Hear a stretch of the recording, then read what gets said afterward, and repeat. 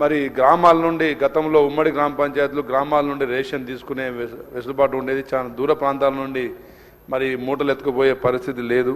కాబట్టి రేషన్ కార్డులు కూడా ఉన్న తండాలకు మరి అదనంగా రేషన్ షాపులు కల్పించాలని చెప్పి మీ ద్వారా కోరుతూ, అదేవిధంగా అధ్యక్ష, తాండాల్లో ఆ గ్రామీణ ప్రాంతాల్లో కోతుల మరి సంఖ్య బాగా పెరిగిపోయి టమాటాలు కానీ ఏ పంటను కూడా మొక్కజొన్న మరి అది బొప్పాయి ఏ పంట చేసినా కానీ కోతులు ఉంచే పరిస్థితి లేదు అధ్యక్ష. వాటికి కాస్ట్రేషన్ సెంటర్స్ కానీ ఏదైనా వాటికి ఆల్టర్నేట్ ఫెసిలిటీస్ క్రియేట్ చేయాలి. అదేవిధంగా పురపాలికల్లో శునకాలు బాగా పెరిగినాయి అధ్యక్ష. అవి రాత్రులు గుంపులుగా మరి మనుషుల మీద దాడులు చేస్తూ ఉన్నాయి. కాబట్టి వాటిని అరికట్టే కార్యక్రమం చేయాలని చెప్పేసి మీ ద్వారా కోరుతున్నాను అధ్యక్ష. Thank you. గౌరవ సభ్యులు చెప్పినటువంటి అంశాలని నోట్ చేసుకోవడం జరిగింది. సభ్యులు రామచంద్ర నాయక్ గారు చెప్పినట్టు ఈ కోతుల విషయం లోపల ప్రభుత్వం చర్య తీసుకోవాలని నా తరఫు నుంచి కూడా ప్రభుత్వానికి నేను విజ్ఞప్తి చేస్తాను. రాష్ట్రంలో కోతుల బెడద చాలా ఉన్నది.